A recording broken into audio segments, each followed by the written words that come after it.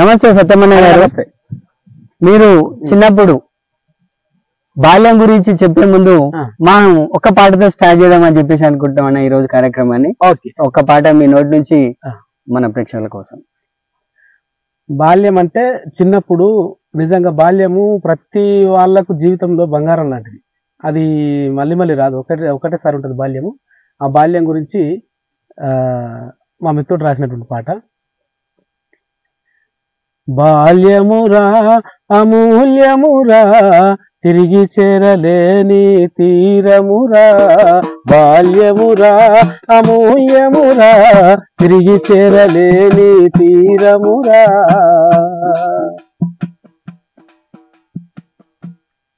చాలా బాగుంది అన్న. అసలు బాల్యము తిరిగి చేరలేని మూల్యము అంటే నిజానికి కూడా బాల్యంలో ఒకసారి వచ్చిందంటే జీవితంలో మళ్ళీ వెనుకకు తిరిగేటటువంటి రోజులే ఉంటాయి. చాలా బాగుందన్న. మరి మీరు ఇంత చక్కని కళాకారులు కదా, తెలంగాణలో ఉన్నటువంటి చిన్న చిన్న సమస్యల మీద కూడా మీరు పాటలు రాస్తూ పాటలు పాడుతూ సమాజంలో ఒక చైతన్యవంతం చేస్తున్నటువంటి మీకు నిజంగా ధన్యవాదాలను. అయితే ఈరోజు మరి ఈ బాల్య జీవితంలో మీకు తడబడినటువంటి ఆలోచన, లేకపోతే మీకు ఎప్పుడు పుట్టింది అసలు పాటలు పాడాలని ఎందుకు అనిపించింది అని అసలు? నేను మంచిగా అడిగిరానా. నేను చిన్నప్పుడు హాస్టల్లో నా బాల్యం అంతా కూడా ఎక్కువ మొత్తం హాస్టల్లో గడిచింది. అయితే ఈ హాస్టల్లో ఉంటున్న క్రమంలో ఒకరోజు 7వ తరగతి చదువుతున్న క్రమంలో నేను మా మిత్రులతో కూర్చొని ఆ పెట్టెల మీద, హాస్టల్లో పెట్టెలు ఉంటాయి కదా. అంటే మీరు ఎక్కడ అసలు ప్లేస్ ఎక్కడ చదివారు మీరు? నేను నా బాల్యం మొత్తం 4th క్లాస్ వరకే మా ఊర్లో, మన లింగోటం, సోమవారి లింగోటం. తర్వాత 5th క్లాస్ కానీ, ఆ తర్వాత 8th వరకు మన హై స్కూల్లో చదువుకున్నాను. అయితే స్కూల్ అంటే మన జెడ్పీహెచ్ హై స్కూల్ మరి. ఇక 9th 10th ఏమో దేవరకొండలో చదువుకున్నా. అయితే ఈ 5th క్లాస్ 6th క్లాస్ లో ఉండగా ఊర్లో సంగరస్వామి అని చెప్పేసి ఒక సేటు ఉంటాడు. వాళ్ళ సొంత ఇల్లునే హాస్టల్గా వాడుకునేది అనమాట. మేము వాళ్ళు లీజుకి ఇస్తే అందులోనే ఉండేది. అయితే అప్పుడు హాస్టల్లో అందరూ చదువుకునేటువంటి క్రమంలో మేము మా రూమ్లో మాకు తెలియకుండా హాస్టల్ వాడని వచ్చిన సంగతి కూడా మాకు తెలియకుండా పెట్టెల మీద కూర్చొని దరువులు వేసుకుంటూ పాటలు పాడుతుంటే మా సారు చదువుతురా లేదా అని చెప్పేసి గమనించడానికి వచ్చినటువంటి సారు కూడా సైలెంట్గా వింటూ, అరే నీ దగ్గర ఇంత ప్రతిభ ఉందిరా, నువ్వు మంచిగా ఇంకా నేర్చుకుంటే మంచిగా ఉంటుంది అని చెప్పేసి నాకు తోడ్పాటునివ్వడం జరిగింది. ఆ మాట నాకు పాటల వైపు మళ్ళడానికి ప్రధాన కారణమైంది. అయితే నేను అప్పుడు చిన్నప్పుడు పెట్టెల మీద కూర్చొని దరు వేసుకుంటూ పాడినటువంటి పాట ఏమంటే దండోర సినిమా అనుకుంటా సార్, అది దండోరా. నారాయణమూర్తి దండోరాలో చదువు గురించి ఉంటది. అది ఒకసారి మీ చిన్నప్పుడు కదిలించినటువంటి ఆ పాట పాడతాను ఒకసారి కొంచెం. ఓ కొండల్లో కోయిల పాటలు పాడాలి, పల్లెల్లో అక్షర దీపం వెలగాలి, పల్లెల్లో అక్షర దీపం వెలగాలి. ఓ కొండల్లో కోయిల పాటలు పాడాలి, పల్లెల్లో అక్షర దీపం వెలగాలి, పల్లెల్లో అక్షర దీపం వెలగాలి. ఆలు మొదలు రోజు కూలికి పోతే వచ్చేది 50 రూపాయలన్నా, వచ్చేది 50 రూపాయలన్నా. మొగని సారకు 40 పోతే మిగిలేది 10 రూపాయలన్నా, మిగిలేది 10 రూపాయలన్నా. పంపగూల్చే ఈ సారా వద్దని జిల్లా కలెక్టర్ని కోరెదమమ్మ, జిల్లా కలెక్టర్ని కోరెదమమ్మ. చాలా బాగుందన్న సార్. ఈ పాట నారాయణమూర్తి గారి పాటతోటి మీ ఆలోచన పుట్టిందని అర్థమవుతుంది. అయితే చిన్నప్పుడు ఆ పాట నాకు ఎందుకో చదువు మీద బాగా ఆసక్తి కలగడానికి, ఆ చదువుకు సంబంధించినటువంటి అన్ని అంశాలు, మన పేదరికంలో వచ్చినటువంటి కుటుంబం నేపథ్యం అదంతా ఉండేసరికి నాకు ఆ పాట బాగా ఆకట్టుకుంది.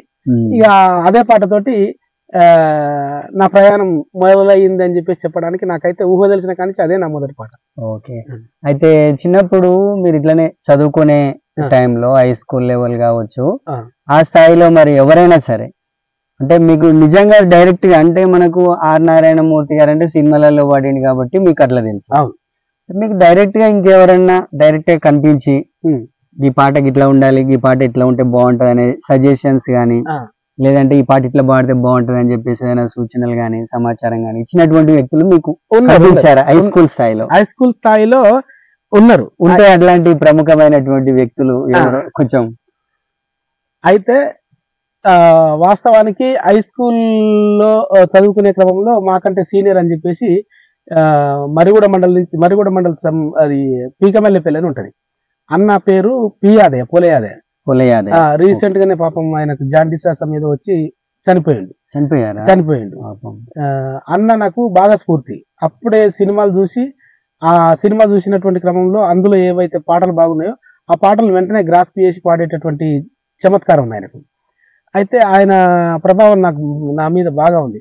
కుంతి పుత్రుడు అని చెప్పేసి సినిమాలో, కుంతి పుత్రుడు అంటే మన మోహన్ బాబు సినిమా, మోహన్ బాబు గారు యేసుదాస్ పాటలతోటి బాగా పాపులర్ అయినటువంటి సింగర్ ఆయన. అయితే ఆ పాట ఏమంటే, లేలే బాబా నిద్దురలేవయ్యా, ఏలే స్వామి మేలుకోవయ్యా, లేలే బాబా నిద్దురలేవయ్యా, ఏలే స్వామి మేలుకోవయ్యా, రవితేజ కిరణమే నీ శరణు గోరుతూ, శరణనగ శరగ తలుపు తీసెరా బాబా, లేలే బాబా నిద్దురలేవయ్యా, ఏలే స్వామి మేలుకోవయ్యా. ఇది ఓకే. ఈ పాట అసలు ఆ టైంలో చాలా అందరి గుండెల్లో నిలిచిపోయినటువంటి పాట, దశాబ్దకాల పాట, చాలా కాలం పాట కూడా ఉన్నది. అయితే ఇంకేంటంటే ఇప్పుడు రానున్న క్రమంలో ఆనాటి కాలంలో ముఖ్యంగా ఏంటంటే ఈ మొగుడు పిల్లల పంచాయతీలు బాగా జరిగేది. తర్వాత ఆడపిల్లల మీద కూడా అఘాయిత్యాలు అనేవి కామన్ గా జరుగుతూ ఉండేది. ఇంకోటి ఏంటంటే అప్పుడు చదువులు కూడా సరిగా లేవు కాబట్టి ఆ కాలంలో మరి ఆ అక్షర జ్ఞానం మీద సంబంధించి రాత్రిపూట బడులని అట్లాంటివి వచ్చేది. అట్లాంటి ప్రభావం మీద మీకు ఏమన్నా అనిపించిందా? ఆ అక్షర కళా జాత నేను ఇక్కడే మరిగూడ హై స్కూల్లో చదువుకుంటప్పుడు అప్పుడు అక్షర కళా జాత అని చెప్పేసి నాకు తెలిసి అప్పుడు కలెక్టర్ నరసింహరావు సార్ పీరియడ్ లో 92లో అంజన్న ప్రజానాట్య మండలిలో పనిచేసేటటువంటి అంజన్న ఆయన ఆధ్వర్యంలో 5,000 మంది కళాకారులు తయారు చేసి ఊరూరా టీములను నిర్వహిస్తూ అక్షరం తోటి మన జీవితం మారుతుందనే ఆలోచనతోటి, అంటే రాత్రిపూట బళ్ళు అనేది రాత్రిపూట బళ్ళు అంటే రాత్రిపూట బళ్ళు అనేవి ఆ క్రమంలోనే వస్తున్నటువంటి తరుణంలో ఏర్పడ్డాయి అన్నమాట అప్పుడప్పుడే. అయితే ఇక నేను 92లో నాకు బాగా గుర్తున్నటువంటి సంఘటన ఏంటంటే, కోలాట బృందాలు వచ్చేసి మన మర్రిగూడ ఊరి చివరి నుంచి ఊర్లో పాదయాత్ర చేస్తున్న క్రమంలో వాళ్ళు కోలాలు వేసుకుంటూ ముందుకు వస్తున్నారు. ముందుకు వస్తుంటే అప్పుడు అక్షర కళాజాత అనేటటువంటి కళాజాత ఉండేది. ఆ కళాజాత వాళ్ళు కొంతమంది పిల్లలు లోకల్ గా ఉన్నటువంటి పిల్లలందరినీ కూడా మోటివేట్ చేసి వాళ్ళకు కోలాటం నేర్పించేసి వీళ్ళు కూడా ఇందులో సమిధలు అవుతారని చెప్పేసి వాళ్ళని తీసుకొచ్చి వాళ్ళకు కొన్ని కళారూపాలు నేర్పించి అక్షరంతో మన జీవితం మారుతుందనే క్రమంలో వాళ్ళు పల్లె శుద్ధులు అవన్నీ వేస్తుంటే నాకు చూసి వాళ్ళ నుంచి నేర్చుకున్నా. అంటే ఇప్పుడు మనం ఏకలవ్య విద్య అంటారు కదా, ఏకలవ్యుడు ద్రోణాచార్యుని విద్య నేర్పమని చెప్పేసి అడిగితే ఆయన మీరు ఏ కులం అని చెప్పేసి అడిగి తర్వాత ఆయనను పక్కకు పెట్టి ఆయన ప్రతిమ చేసుకొని నేర్చుకొని ఏదైతే అట్లా ఉందో వీళ్ళని కూడా నేను దూరం నుంచి గమనిస్తూ వాళ్ళను చూసి అనుకరించి నేర్చుకున్నటువంటి దాంట్లో నాకు ఇవన్నీ అబ్బినాయి అన్నమాట. ఓకే, అవునన్నా. ఇంతకు మీరు ఎంతవరకు చదువుకురన్నా అసలు? అంటే మీ యొక్క ఎడ్యుకేషన్ అనేది ఇప్పటి వరకు ఎంతవరకు సాగింది, మరి మీరు ప్రస్తుతం ఏం చేస్తున్నారు అనేది కూడా? ఓకే, సంతోషం. అయితే ఇప్పుడు నేను నా చదువు ఏమంటే నేను ఎంఏ బీఈడి చదువుకున్నా. నేను ఎంఏ చేసే క్రమంలో ఒక సార్ ఉండి, నీకు ఎంఏ చేస్తే అయితే ఎంఏ చేయడం కన్నా ముందు నా డిగ్రీ అయిపోయిన తర్వాత ఒక 6-7 సంవత్సరాలు ప్రజానాట్య మండలి పరిచయం అయ్యి నా ప్రస్థానం అంతా రాష్ట్రం మొత్తం పాటలు పాడుతూ ప్రజానాట్య మండలిలో చేసిన ప్రజానాట్య మండలిని నాకు మాతృ సంస్థ అని చెప్పుకోవాలి వాస్తవానికి. ఎందుకంటే సరే మన స్వతహాగా మనలో ఉన్నటువంటి ప్రతిభ ఉంటే ఉండవచ్చు, కానీ ప్రతిభకి మెరుగులద్ది తర్వాత కొన్ని సంగతులు నేర్పి పాట ఎట్లా వాడుకోవాలనో తర్వాత డప్పు కూడా ఎట్లా కొట్టాలనో. నేను వాస్తవానికి ప్రజానాట్య మండలిలో ప్రవేశించేటప్పుడు పాటకు సంబంధించిన జ్ఞానం ఉంది, నేను నేర్చుకుంటే కనుక డప్పు నేర్చుకోవాలని చెప్పేసి డప్పు కళాకారునిగా ప్రవేశం లభించింది అప్పుడు. ఓకే, అట్లా చాలా అద్భుతంగా ఉంది. మరి ఇప్పుడు ఈ ఆడపిల్లల మీద ముఖ్యంగా ఆడపిల్లలు లేదంటే స్త్రీల మీద ఎన్నో పాటలు వస్తుంటాయి కదా. సో అట్లాంటి క్రమంలో మరి మీ గొంతుగా నుంచి ఆడపిల్లల మీద కానివ్వండి, ఈ స్త్రీల మీద కానివ్వండి, అంటే ఇట్లా ఆడపిల్లలు కానీ స్త్రీలు ఏంటంటే ముఖ్యంగా మన వరి చేలల్లో నాట్లు వేసేటప్పుడు పాడుకుంటారు, పని చేసేటప్పుడు పాడుకుంటారు. అట్లాంటి క్రమంలో మీకు కన్నా తారసపడినటువంటి ఆలోచనలో భాగంగా ఏదైనా ఒక పాట మీకు ఇట్లా ఉంటే బాగుంటది, ఈ పాట పాడుకుంటే బాగుంటది అనిపించింది. ఆడపిల్లలకు సంబంధించి బాల్య వివాహాలు చేసే క్రమంలో, ఆ బాల్య వివాహాలు చేస్తే, బాల్య వివాహం అంటే బాల్యంలో ఉన్నటువంటి క్రమంలోనే బాల్యం తీరక ముందే పెళ్లి చేయడం అనేది అనమాట. అయితే ఈ బాల్యంలో ఉన్నప్పుడు వాళ్ళకి ఏమీ తెలియనటువంటి వయసు అది. అప్పుడు ఓ ఇంటికి పోయిన తర్వాత ఆ బాధ్యత మొత్తం తనే చూసుకొని తనే ఓ ఇంటి పెద్దగా, ఈమె ఒక ఇంటి పెద్ద కింద అమ్మ అవసరం ఉండేటటువంటి రోజు అది. ఈమెనే ఒక అమ్మగా మారితే ఆ వచ్చేటటువంటి కష్టాలు ఏం తెలియక ఆమె పడేటటువంటి బాధలు అవన్నీ కూడా నేను పాట రూపంలో చాలా పాటలు విన్నా. బాల్య వివాహాల మీద, బాల కార్మికుల మీద, ఇవన్నీ బాగా విన్నా. అయితే బాల కార్మికుల గురించి, దానికంటే ముందుగా నేను బాల కార్మికుల గురించి ఒక చిన్న విషయం చెప్పాను. బాల కార్మికులు అయితే బాల కార్మికుల జాత నేను చేసిన నల్లగొండ జిల్లాలో డిపిఆర్ఓ సంస్థ వాళ్ళు మాకు 5 టీములు జిల్లా వ్యాప్తంగా ఇస్తే 5 డివిజన్లు నల్లగొండ, దేవరకొండ, మిర్యాలగూడ, సూర్యాపేట, భువనగిరి, ఈ 5 డివిజన్లకు గాను 5 టీములు కళాజాత టీములు బయలుదేరితే నేను దేవరకొండ టీంకి టీం లీడర్గా ఉన్నా. టీం లీడర్గా ఉన్నా. అయితే నేను టీం లీడర్గా చేస్తున్నటువంటి క్రమంలో మన సినీ గేయ రచయిత వాళ్ళ స్వయాన చెల్లె సుద్దాల భారతి, ఆమె మాకు టీం కోఆర్డినేటర్ ఉండేది. సుద్దాల భారతి అంటే మన సుద్దాల అశోక్ హనుమంత్ వాళ్ళ ఫ్యామిలీ హనుమంత్ వాళ్ళ బిడ్డనే. ఓకే. అయితే ఆమెనేమో టీం కోఆర్డినేట్ చేసేది. మా టీం కోఆర్డినేటర్ ఎవరంటే ఆమెనే, నేనేమో మా టీం లీడర్ అనమాట. అయితే తను ఎక్కడికి వెళ్ళినా బాల్య వివాహాలు, తర్వాత వచ్చేటటువంటి జాడ్యాలు, అది మన ఎయిడ్స్ వ్యాధి, HIV, ఈ రోగాల బారిన పడకుండా మనం ఎట్లా చైతన్యం చేయాలి, ఎట్లా ప్రజల్ని రక్షించుకోవాలి, వాళ్లకు ఒక రకమైనటువంటి ప్రజల్లో నిండిపోయినటువంటి మూఢ విశ్వాసాల మీద ప్రజల్ని అవేర్నెస్ రావడం కోసం అట్లా ట్రై చేశారు. అది అట్లా చేస్తున్నటువంటి క్రమంలో ప్రతి దగ్గర తండాల్లో బాగా భ్రూణ హత్యలు నడిచాయి. భ్రూణ హత్యలు అంటే మన కడుపులో ఉన్నటువంటి పిండంగా ఉన్నప్పుడే ఆడపిల్ల అని తెలిస్తే మందులు వేసి చంపేయడం కానీ, లేకపోతే ఇంకా కడుపుల్ని తీసేపించడం, అవును, అబార్షన్ చేసి తీసేసేది అనమాట. ఇది నిజంగా ఒక రకంగా సమాజానికి చెంపపెట్టు లాంటిది. ఎందుకనంటే ఆడపిల్ల మగపిల్ల ఇద్దరు సమానమే. బాగా చదువుకున్నటువంటి వాళ్ళల్లో కూడా ఈ భావన ఉంది. మగపిల్లలే ఎక్కువ, ఆడపిల్లలు తక్కువ అనేటువంటి భావన చిన్నప్పుడు తల్లి నుంచే మొదలవుతుంది. వాస్తవానికి కొడుకుకు ఏమో ఎక్కువ ప్రయారిటీ ఇచ్చేసి బిడ్డకు చాలా తక్కువ ప్రయారిటీ ఇస్తున్నారు. అక్కడి నుంచే వివక్ష. ఇక్కడ మనకు చదివించే విషయంలో కూడా అబ్బాయిలను చదివియాలి, ఎంత దూరమైనా తీసుకెళ్లి చదివియాలనే ఆలోచనలు వస్తున్నాయి. ఈ ఆడపిల్లలకి ఏమో దగ్గరలో ఉన్నటువంటి అంతో కొంత చదివించి మనం భారం తీర్పుకుంటే పెళ్లి చేసి అత్తగారింటికి పంపిస్తే మంచిది అన్నట్టుగా ఆలోచించి అంతటితోటే అయిపోతుంది అనిపిస్తుంది. నిజంగా ఆ మగపిల్లవాడికి ఇచ్చేటటువంటి ఏవైతే ప్రోత్సాహకాలు అవన్నీ ఆడపిల్ల కూడా ఇచ్చినట్టయితే ఈ ఆడపిల్ల కూడా కలెక్టర్ అవుతుంది, బాగా చదువుకొని, ఈ ఆడపిల్ల కూడా టీచర్ అవుతుంది, ఈ ఆడపిల్ల కూడా ఇంజనీర్ అవుతుంది. అవునన్నా ఒక స్టేట్ లో చూసిన 5 ఒకే ఇంట్లో కలెక్టర్లు అయ్యారంట. అంటే వాళ్ళ తల్లిదండ్రులకు ఉన్నటువంటి అవగాహన మేరకు వాళ్ళందరినీ చదివించడం మూలంగానే కదా అయ్యింది. అవును. మరి వాళ్ళు కూడా ఆడపిల్లలు ఎందుకు చదువు, వీళ్ళకి ఎందుకు, ఎంతో కొంత చదివిపించేసి పెళ్లి చేసేస్తే అయిపోతుంది అని చెప్పేసి వాళ్ళు కూడా అట్లా అనుకుని ఉంటే వాళ్ళు కలెక్టర్ గా మారుతారు. అంటే మనుషులు కంపల్సరీ ఆడమగానే తేడా లేకుండా ఉండాలని అందరినీ చదివిస్తే బాగుంటది. సమాజంలో ఇట్లాంటి అవేర్నెస్ అనేది కంపల్సరీ రావాలి కూడా, అందరికీ చైతన్యం రావాలి. ఎందుకంటే ఆడపిల్ల మగపిల్ల అనేటటువంటి తేడాలు చూపెట్టడం వల్లనే ఈ సమాజం నాకు తెలిసి ఒక రకంగా మొట్టమొదటి మూఢనమ్మకాల్లో ఇదే అని చెప్పి చెప్పుకోవచ్చు. ఆడపిల్లలు మగపిల్లలు వేరువేరు కాదు, ఇద్దరు సమానమే. వాళ్ళకి ఎన్ని అవకాశాలు ఉంటాయో సమాజంలో వీళ్ళకి కూడా అన్ని అవకాశాలు ఉంటాయి. ఇది చెప్పేవాళ్ళు లేక, కొంతమంది తెలిసినా కూడా మూర్ఖత్వంతో ప్రవర్తించడం వల్ల ఆడపిల్లకి అవకాశాలు తక్కువ అయిపోతున్నాయి. తర్వాత వాళ్ళు వివక్షకు గురవుతున్నారు.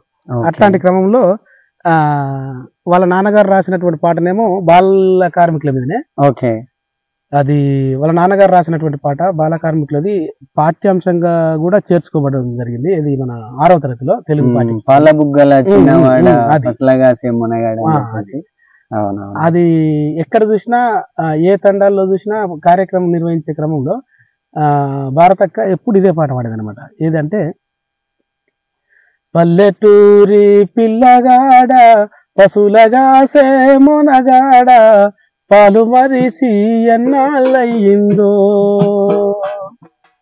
ఓ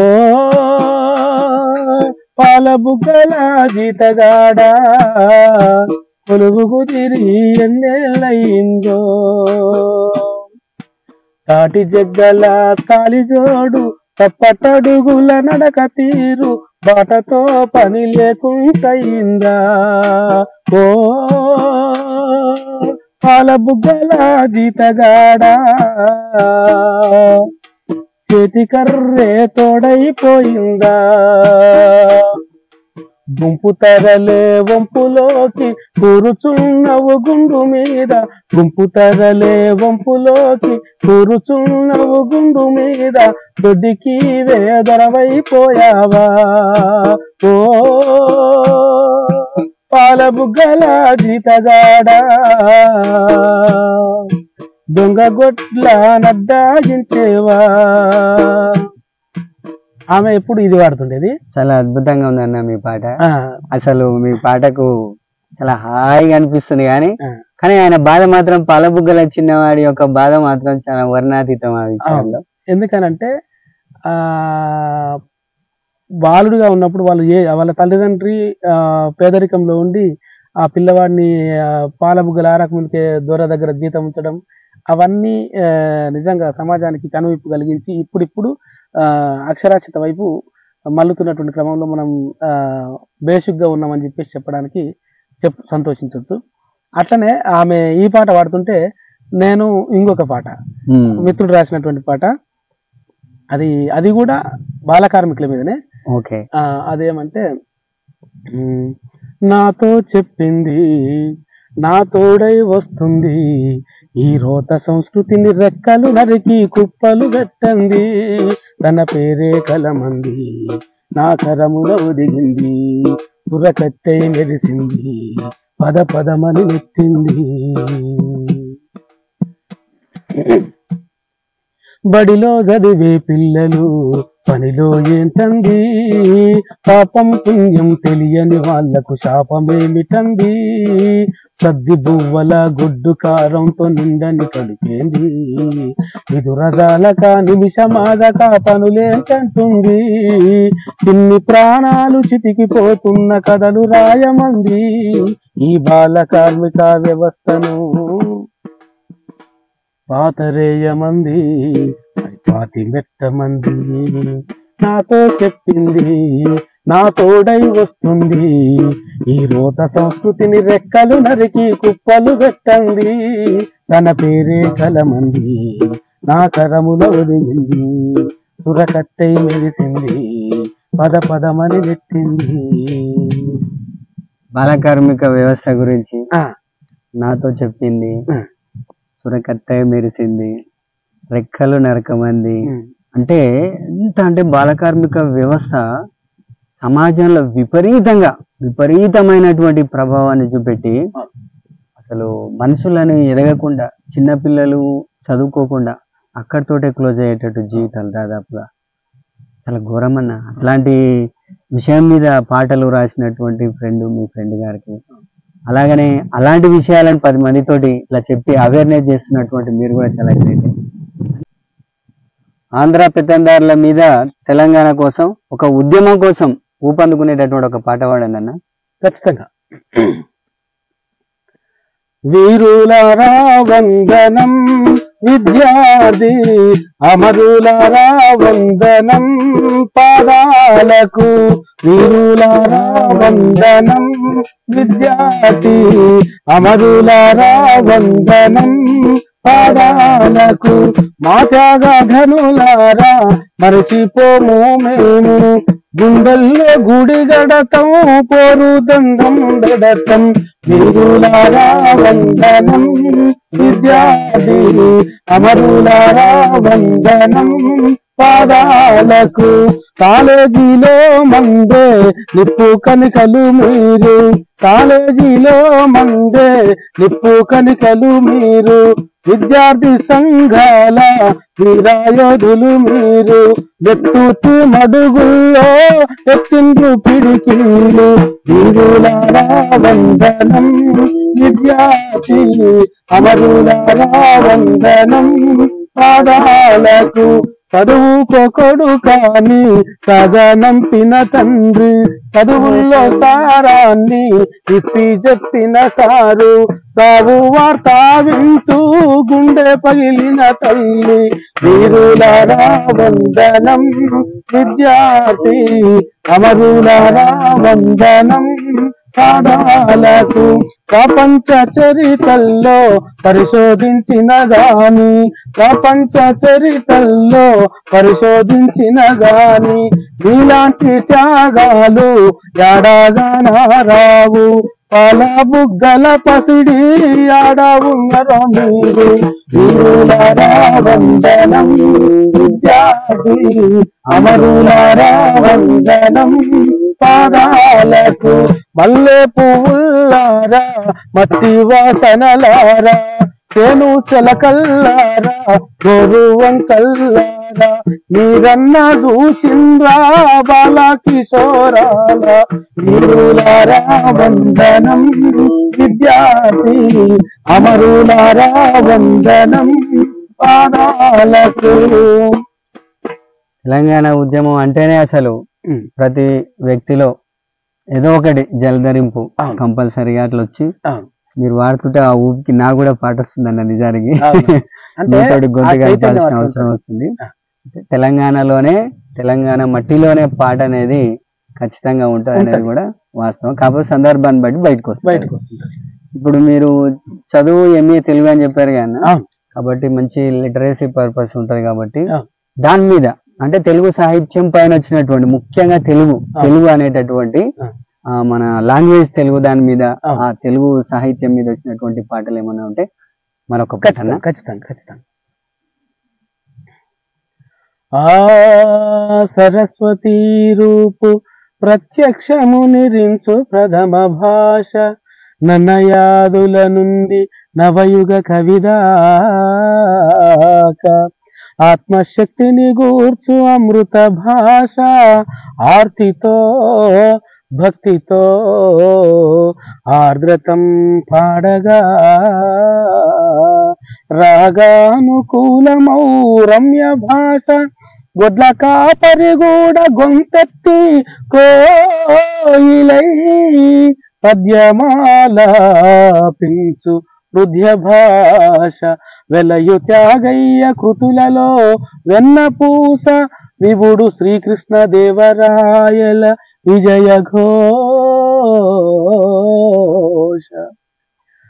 జగతి ఏదైనా సాధించు జనుల శ్వాస జగతి ఏదైనా సాధించు జనుల శ్వాస దివ్య వేదాల పనస నా తెలుగు భాష దివ్య వేదాల పనస నా తెలుగు భాష పాడనా తెలుగు పాట తేనెలే చిలుకు మాట పువ్వులే విరియగా నవ్వులే మెరియగా మధురపు భావంతో హృదయము కదిలేలా గగనపు నెలవంక నేలకు చేరేలా తెలుగు సంధ్య వెలుగు అమ్మ పిలుపు చెలియవలపు మనసు తెలుపు ప్రేమ గెలుపు పదము పదము సుధల తడిమి సుందరంగా నందనంగా సుస్వరాల దివ్య గీతం నవ్య గీతం భవ్య గీతం శాంతి గీతం సంగీతము కలిపి పాడన పాడన పాడన తెలుగు పాట తేనెలే చిలుకు మాట పువ్వులే విరియగా నవ్వులే మెరియగా మధురపు భావంతో హృదయము కదిలేలా గగనపు నెలవంక నేలకు చేరేలా తెలుగు సంధ్య వెలుగు అమ్మ పిలుపు తెలియవలపు మనసు తెలుపు ప్రేమ గెలుపు పదము పదము సుధల తడిమి సుందరంగా నందనంగా సుస్వరాల పరిమళంగా దివ్య గీతం నవ్య గీతం భవ్య గీతం శాంతి గీతం కాంతి గీతం సంగీతము కలిపి పాడన పాడన పాడన తెలుగు పాట తేనెలే చిలుకు మాట. చాలా అద్భుతంగా వాడారన్న. అసలు తెలంగాణ జోలి ఒక విధంగా అయితే మన తెలుగు యొక్క కమ్మదనం అంటే తేనెలకే పాట ఆ మధురం అనేది చాలా అద్భుతంగా ఉంటది. మనం ఆంధ్ర తెలంగాణ విడిగిపోయినప్పుడు కూడా తెలుగు అనేటటువంటి భావంతో కలిసే ఉన్నాం అనేప్పుడు కూడా కాబట్టి ఉంటాం, ఖచ్చితంగా ఉంటాం. తెలుగు రెండు రాష్ట్రాలు కూడా ఖచ్చితంగా డెవలప్మెంట్ కూడా చేసుకునేటటువంటి ప్రయత్నంలో ఉన్నాం. చాలా ధన్యవాదాలు అన్న మీకు. అంటే మీరు చిన్నప్పటి నుంచి మీ బాల్యంలో జరిగినటువంటి సంఘటనలు మీ పాటల ద్వారా, అద్భుతమైనటువంటి పాటల ద్వారా తెలంగాణ ఉద్యమానికి సంబంధించి ఆడపిల్లల గురించి, బాల కార్మికుల గురించి మరి రకరకాల విషయాల మీద పాటల్ని పాడారు.